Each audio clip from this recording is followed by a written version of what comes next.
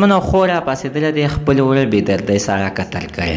راځئ مینهوال ټول معلومات زه تاسو ته په دې ویډیو کې درکوم. زموږ دا ویډیو د سره تر اخره پورې وګورئ چې تاسو ته پوره معلومات در ورسېږي. د دې معلومات نه مخکې زه تاسو ته دا یادګي کوم تاسو کو چینل زموږ په دې سوپر کلیک چینل کې نه وي چینل هم نه سبسکرایب کړئ. مهرباني وکړئ تاسو زموږ د سوپر کلیک چینل د سره سبسکرایب کړئ. خوا کې سره د ټلر نشان ووهئ چې ښایي یوه نوې معلوماتي ویډیو تاسو ته په اسانۍ باندې در ورسېږي.